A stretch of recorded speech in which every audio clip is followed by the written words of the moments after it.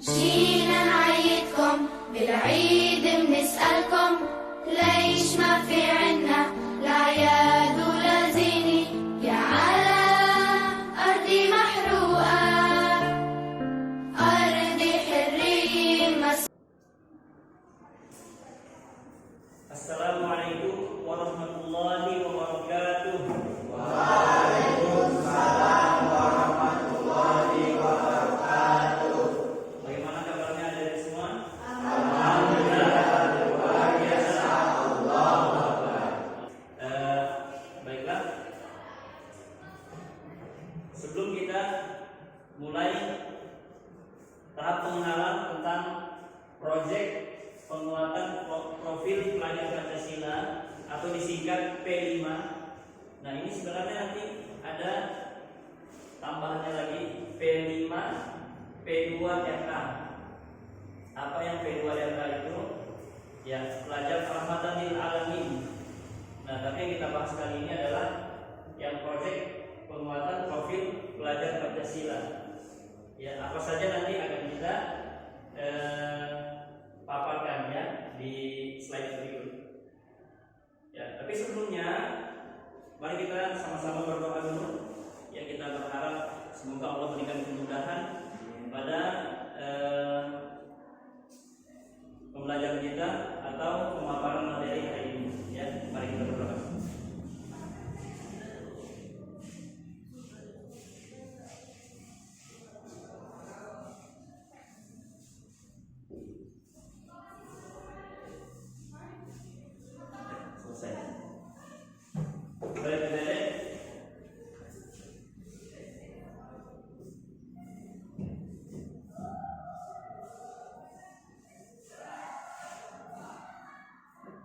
Kurikulum yang ada pada kita saat ini mengalami perubahan, ya, kembali mengalami perubahan.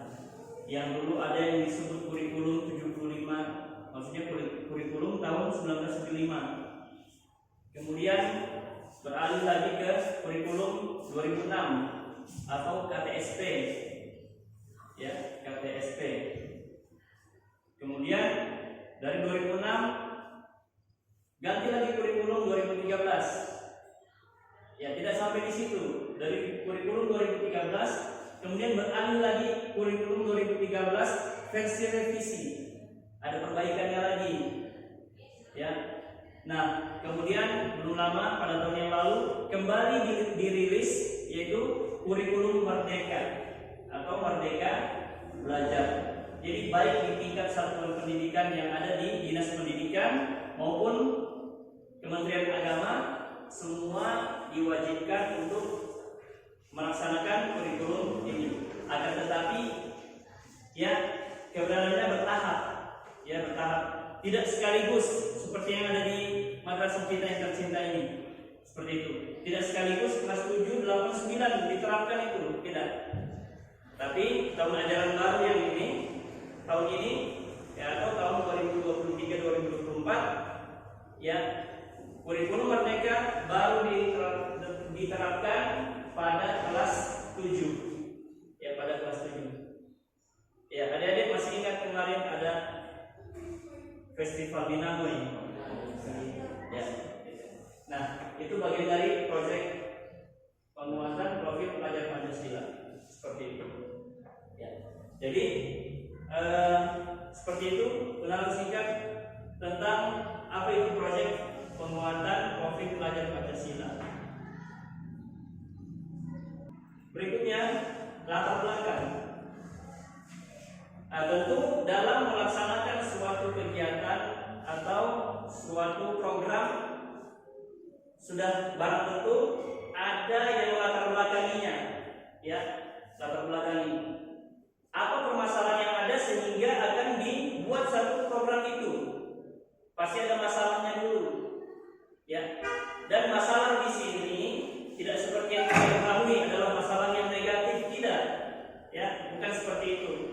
Tapi masalah itu bisa saja dari hal-hal yang positif, ya, dari hal-hal yang positif. Tapi itu disebut masalah, paham ya? Nah, Bagaimana yang dikemukakan oleh Ki Hajar Dewantara? Beliau berkata, perlulah anak-anak atau taman siswa kita didekatkan hidupnya kepada kehidupan rakyat, agar supaya mereka tidak hanya memiliki pengetahuan saja tentang hidup rakyatnya, akan tetapi juga dapat mengalaminya sendiri dan kemudian tidak hidup berpisahan dengan rakyatnya. Jadi kita tidak dituntut, ya tidak hanya dituntut yang memiliki pengetahuan, ya, tapi harus dekat dengan rakyatnya. Itu kata Ki Hajar Dewantara. Nah, pernyataan Ki Hajar Dewantara tersebut terdengar sangat hangat dan mulia bagi pendidikan bangsa ini. Namun dalam praktiknya hal tersebut belum dilakukan secara optimal dalam sistem pendidikan saat ini. Oleh sebab itu, untuk mewujudkan cita-cita pendidikan bangsa, proyek penguatan profil pelajar Pancasila, proyek tersebut merupakan salah satu sarana untuk mencapai berbagai target dalam profil pelajar Pancasila dan seterusnya sampai akhir, ya. Nah, kemudian setelah kita mengetahui latar belakang, sudah tentu ada tujuan, ya, ada tujuan. Apa yang menjadi tujuan dilaksanakannya program ini, ya? Apa yang menjadi tujuan? Seperti itu. Ada tujuan P5, ya. Berdasarkan panduan pengembangan proyek penguatan profil pelajar Pancasila oleh Badan Standar Kurikulum dan Asesmen Pendidikan, P5 diharapkan dapat menginspirasi siswa untuk berkontribusi bagi lingkungan di sekitarnya. Jadi dapat menginspirasi siswa semuanya untuk bisa berkontribusi bagi lingkungan sekitarnya, ya, bagi lingkungan sekitarnya. Berkontribusi di masalah apa saja? Apakah tentang budayanya, tentang kewirausahaannya, atau hal-hal yang lain yang mendukung itu, ya. Terusnya, yaitu tujuan. Penguatan P5 bertujuan menjadi sarana optimal dalam mendorong peserta didik menjadi pelajar sepanjang hayat yang kompeten, berkarakter serta berperilaku sesuai nilai-nilai Pancasila. Nah, itulah yang paling penting adalah berkompeten, ya, berkarakter serta berperilaku sesuai dengan nilai-nilai Pancasila. Seperti itu.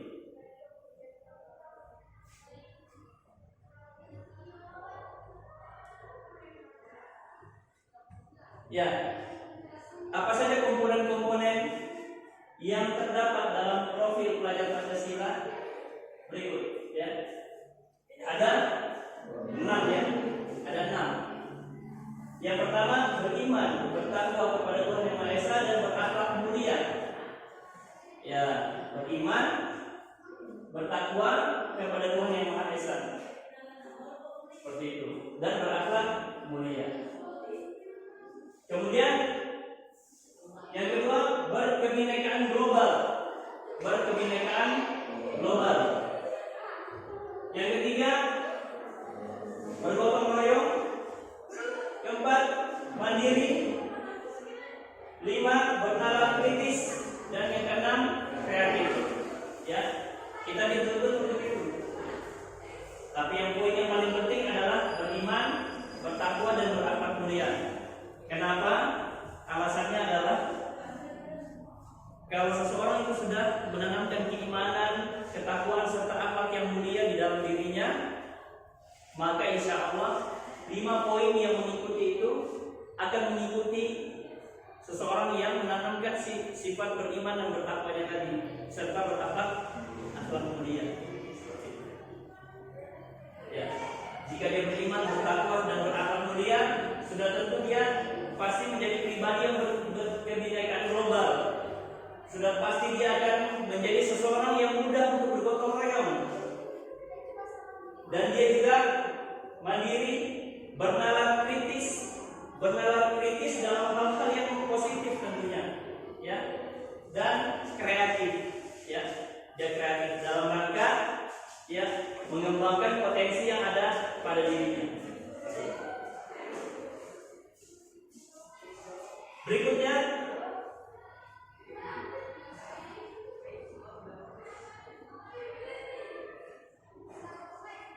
bagaimana penerapan P5 dalam pembelajaran? Berikut. Ya, jadi ada contoh ya dalam pembelajaran. Proyek tersebut dapat dilandasi studi kasus dan studi lapangan yang dilakukan oleh peserta didik. Jadi ada studi kasus atau studi lapangan. Misalnya ada sebuah masalah, kita teliti, ya kan? Teliti. Baru kemudian kita buat dia jadi satu tulisan misalnya, atau kita langsung mempraktikannya. Ya.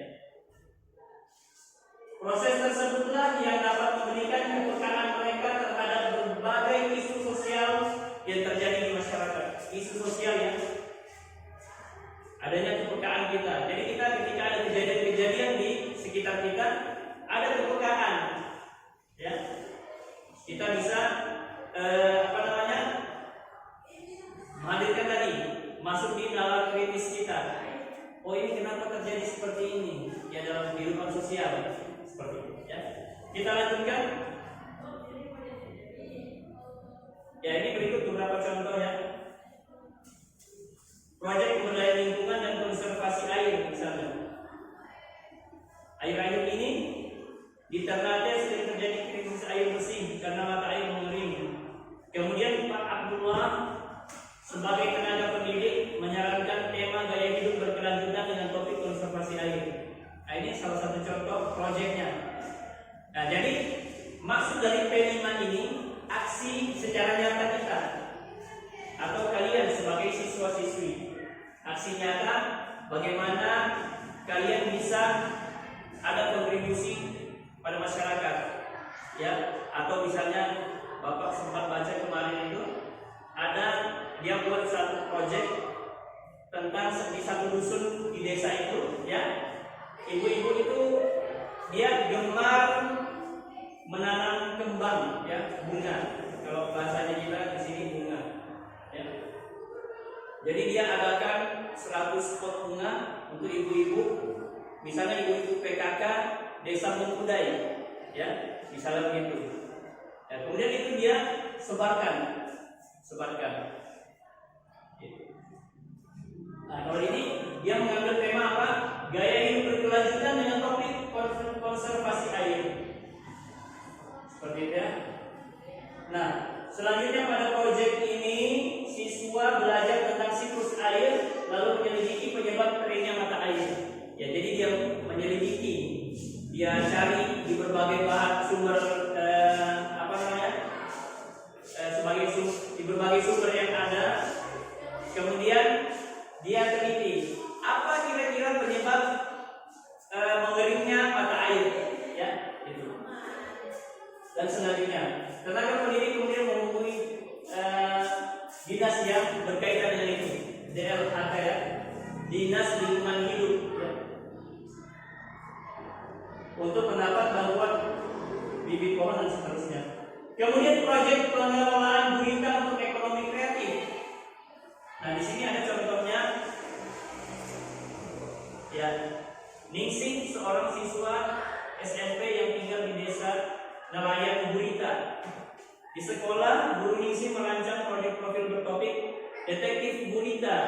Ningsih mengeksplorasi segala hal tentang dunia gurita, mulai dari karakteristik dan cara hidup gurita hingga bagaimana gurita mempengaruhi kesejahteraan masyarakat desanya. Sewaktu menyelidiki hal tersebut, Ningsih dan teman-teman baru tahu bahwa gurita mengembangkan kreasi pangan olahan, bahwa gurita yang tidak laku biasanya hanya dibuang ke laut, ya. Lalu dengan bimbingan guru, Ningsih dan teman sekelasnya bersama-sama mengembangkan kreasi pangan. Ya, jadi dari dari desa nelayan yang mencari gurita tadi, ya, ternyata ada gurita yang tidak laku biasanya dibuang. Nah, itu kemudian mereka kumpulkan, ya, dan mereka olah kembali. Ya, ini bisa mengarah kepada kewirausahaan. Ya, kreatif. ya gotong royong dan apa namanya bisa kewirausahaan yang menghasilkan, bahasa kita sekarang apa, cuan, ya menghasilkan uangnya, cuan gitu. Nah ini melalui proyek tersebut diisi telah berhasil mengasah dimensi kreatif dan gotong royong gitu, kreatif dan gotong royong. Kemudian proyek yang ketiga, melatih kedisiplinan dan budaya kerja yang baik. Nah, sebagaimana sudah dipaparkan ini, kuncinya adalah cerminan berkembangnya dimensi mandiri dan gotong royong. Ya, ini beberapa contoh terkait ya dengan profil pelajar Pancasila. Nah, berikut adalah tema proyek dan contoh implementasinya.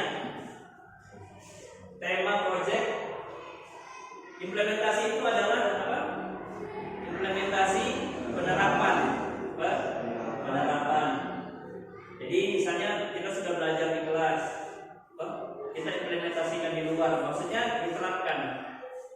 Ya, hasil yang sudah dipelajari diimplementasikan, diterapkan di luar kelas atau kepada orang lain.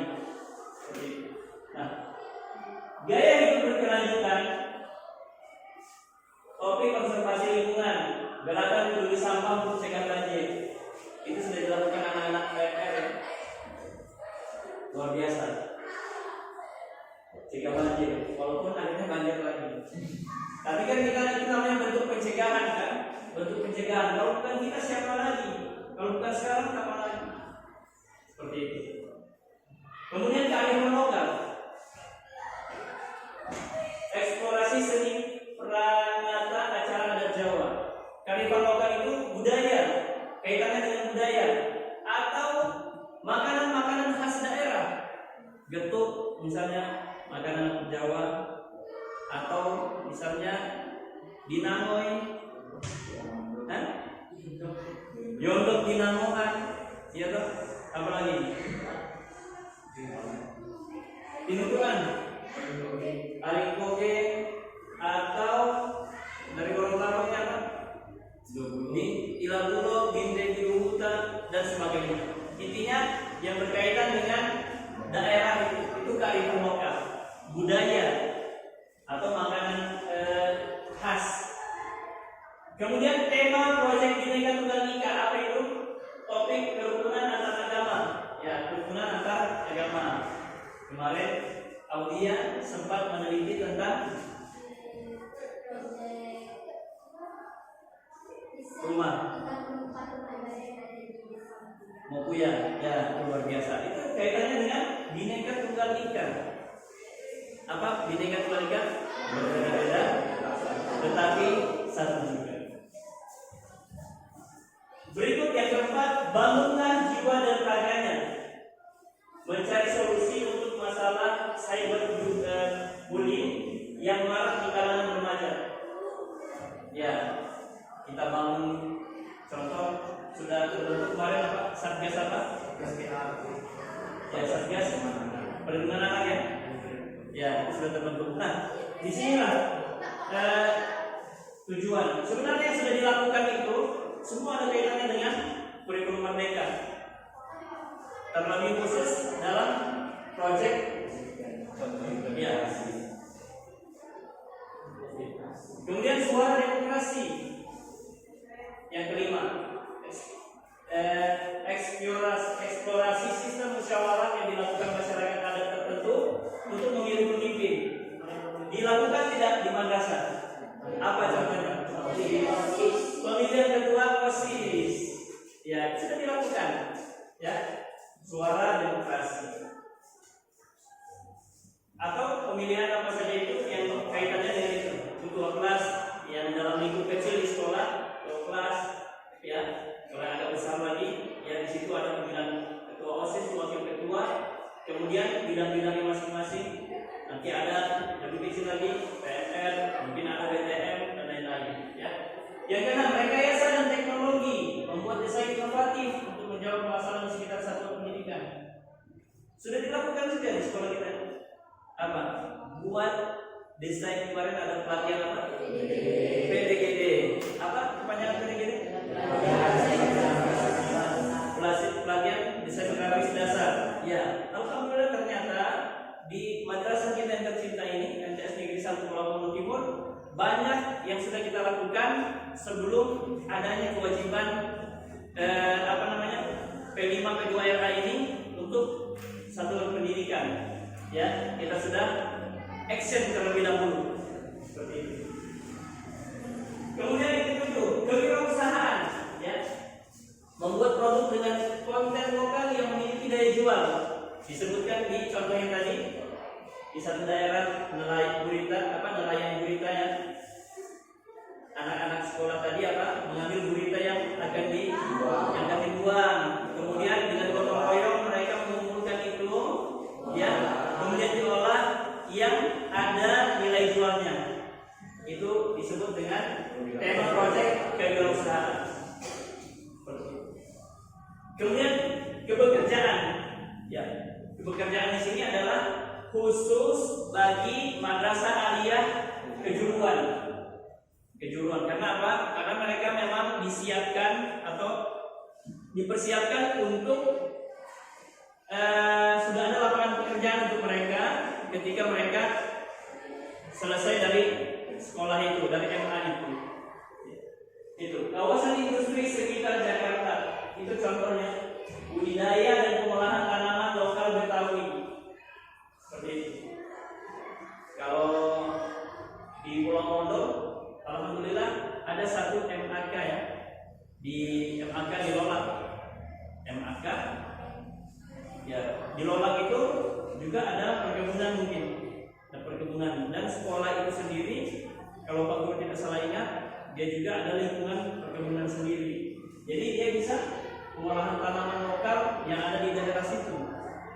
Ya, ada di daerah Lolak. Misalnya di daerah situ tanam cengkih misalnya. Bahasa kita Pak cingkih. Ya, kalau bahasa batunya kan cengkih. Ya. Gitu ya. Jadi yang poin ke-8 adalah khusus bagi MAK atau MAKN. Ya, itu adanya ya. Nah, bagian penutup. Ada 3 hal penting terkait pelaksanaan proyek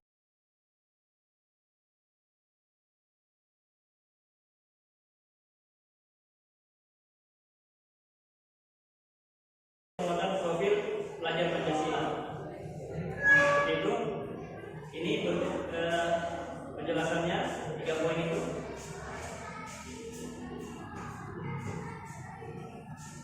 Sesi tanya jawab. Ada yang ingin bertanya? Kalau boleh di-cut dulu itu.